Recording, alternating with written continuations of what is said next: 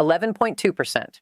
Hold that number. Keep it somewhere in the front of your mind for the next 20 minutes, because it is the single figure that unlocks everything you are about to hear. That is the rate at which Canada's exports to countries other than the United States expanded last year, while Canadian exports heading south to the U.S. dropped nearly 4% across the same period. One number, two opposite directions.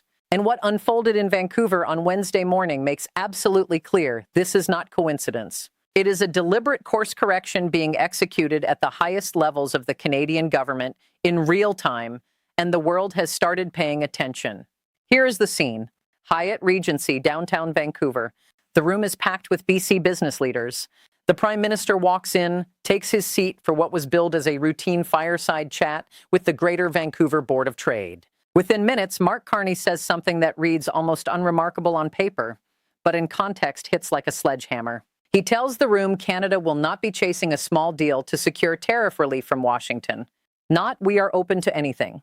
Not, we will take whatever we can get. A small deal is off the table. Now here is the detail most people scrolled straight past, and once you see it, the entire statement reads differently. 48 hours before that Vancouver speech, the Pentagon publicly suspended an 86-year-old joint defense board with Canada. 86 years. That board was established in 1940 under Roosevelt and Mackenzie King in the middle of the Second World War. It survived the Cold War. It survived Vietnam. It survived every NAFTA confrontation, every softwood lumber dispute, every diplomatic flare-up across 3 generations. It did not survive May of 2026, and the American official who announced the suspension cited Carney's January speech at Davos as the justification. Specifically, the line about no longer being able to ignore the gaps between rhetoric and reality. Read that again. Washington used Carney's own words as the weapon against him.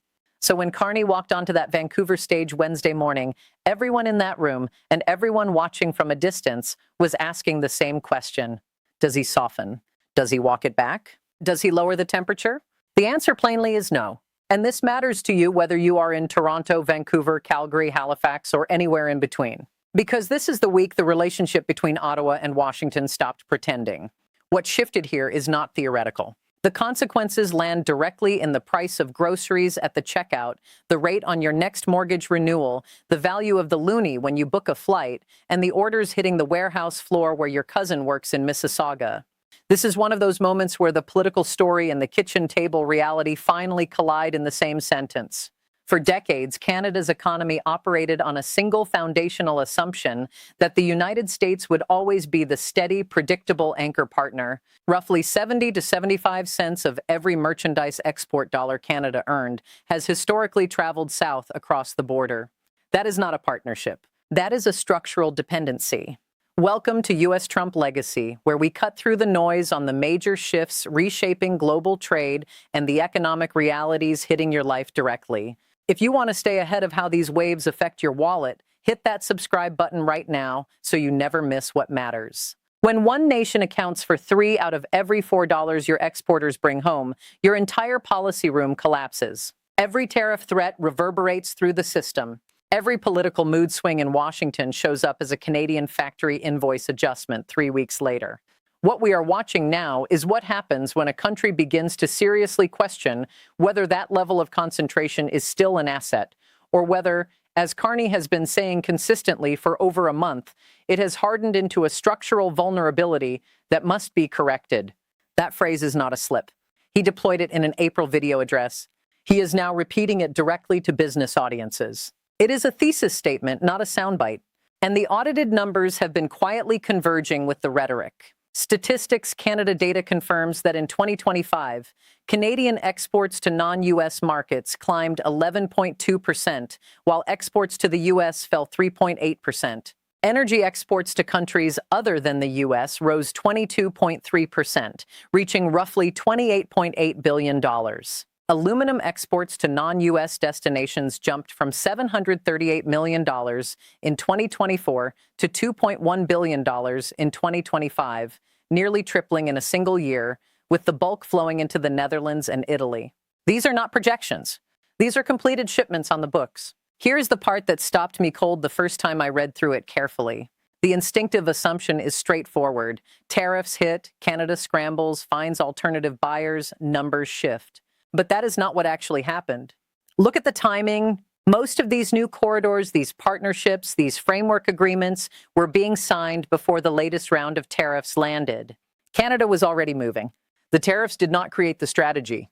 They just made the strategy visible. But before we get to where this strategy is actually pointing, and the destination is considerably larger than a trade dispute, you need to hear what Carney said about energy, because that is where this story stops being defensive and turns decisively offensive. That is where it stops being about a confrontation with Trump and becomes something with far longer consequences. Carney walks onto that Vancouver stage with the Pentagon announcement still reverberating, and he does not flinch. He pivots. And here is the line that will define the next phase of Canadian foreign economic policy. The world, he said, is facing an energy crisis, and Canada must help solve it. When I first read that, I had to go back and read it again. In any previous year, an energy crisis line from a Canadian Prime Minister would register as a footnote, a paragraph about pipeline economics or commodity pricing. This time, it is the centerpiece of the entire strategic pitch. And once you understand precisely what he is pointing at, the architecture of the whole plan snaps into focus. Here's the situation. Since late February of this year, the conflict between Iran and the U.S.-Israel coalition has been grinding through global energy markets. The Strait of Hormuz, through which roughly 20% of the world's oil and liquefied natural gas trade moves, has been disrupted on and off for nearly 3 months. Qatari LNG, which historically supplies a dominant share of Asia and a substantial portion of Europe, has been struck by both shipping risk and direct infrastructure damage. Crude has pushed above $101 a barrel at multiple points this year. Right now, every major energy buyer on the planet is asking the same question. Where do we secure reliable, long-term, politically stable supply that is not sitting adjacent to an active conflict zone? Look at a map. Canada has the answer. Oil, natural gas, LNG export capacity on the Pacific coast, hydroelectric power, uranium, critical minerals across the country. Canada is effectively the only G7 nation with surplus exportable energy and zero geopolitical proximity to the current conflict. Carney did not need to say explicitly that Canada wants to become Europe's primary gas supplier or that Canada intends to capture Asian market share from Gulf producers. He did not need to. The speech was the pitch. And the audience was every energy buyer on Earth watching the wires that morning. Here is where the complexity enters the picture.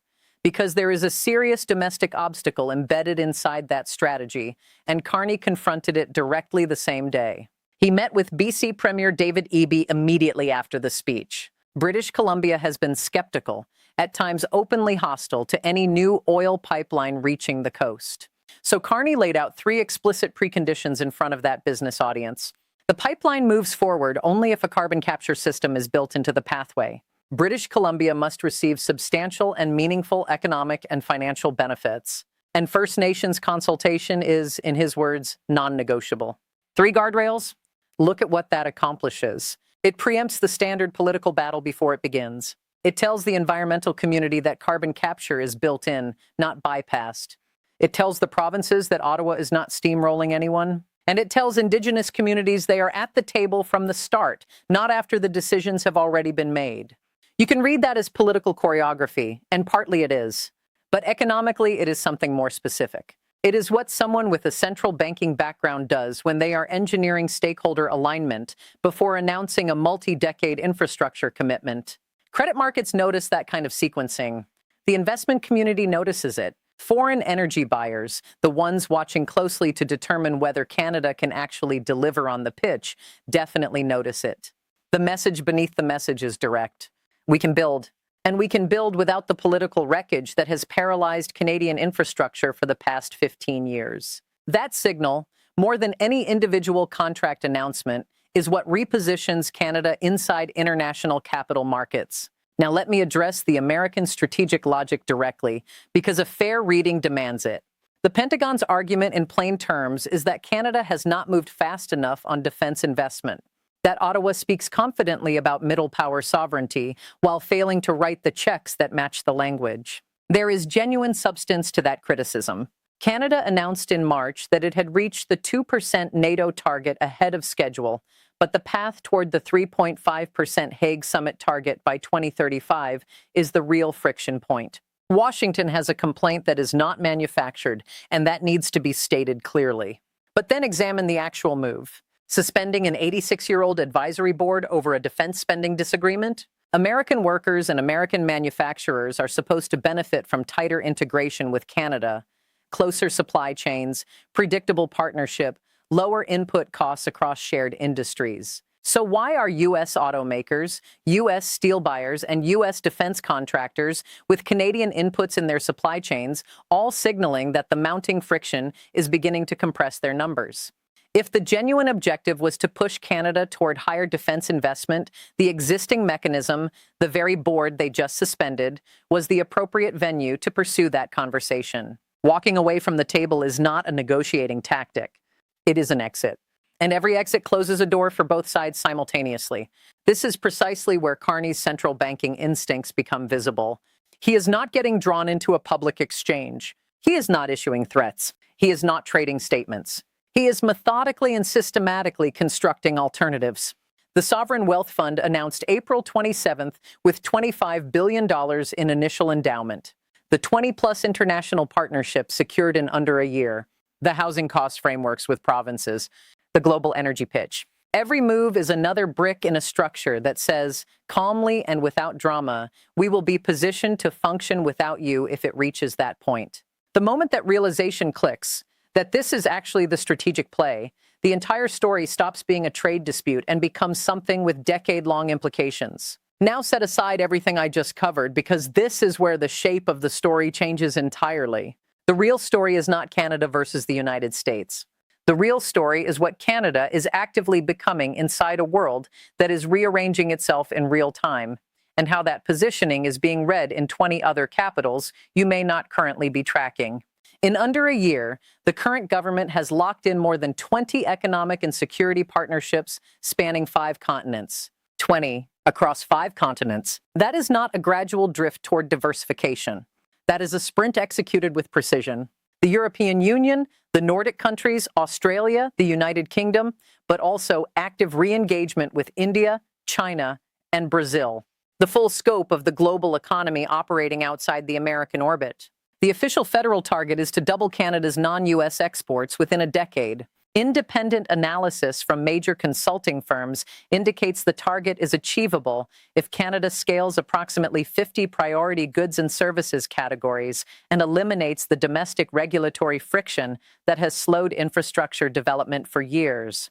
Most commentary scrolls past this, but watch what is happening specifically in energy.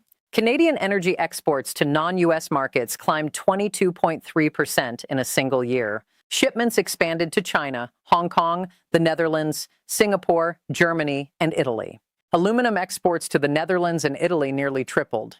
None of these movements are accidental.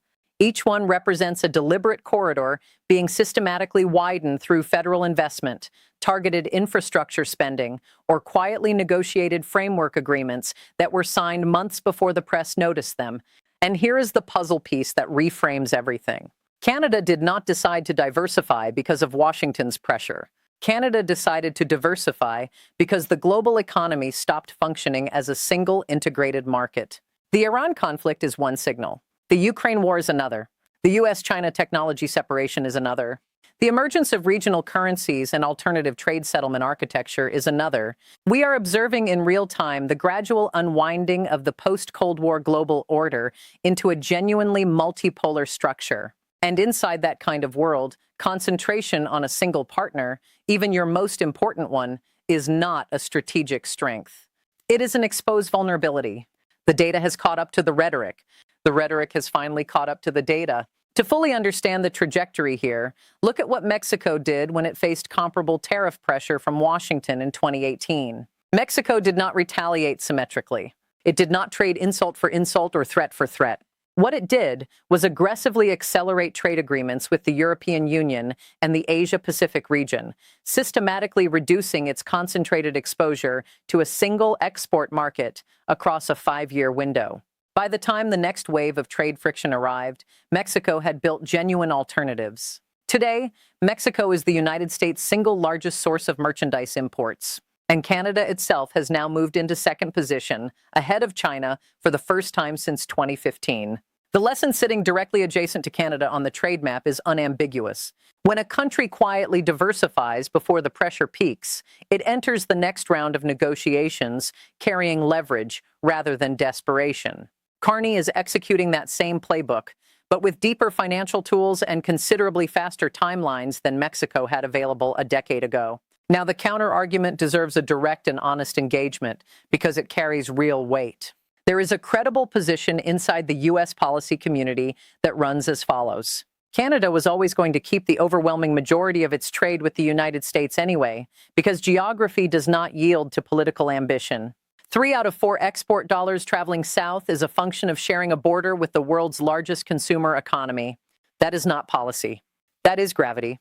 From this perspective, Carney's diversification campaign is more rhetorical than structural, a mechanism for signaling independence without fundamentally altering where Canadian goods physically move. There are serious economists in both Washington and Calgary making exactly this argument, and on the foundational mathematics, they are not wrong.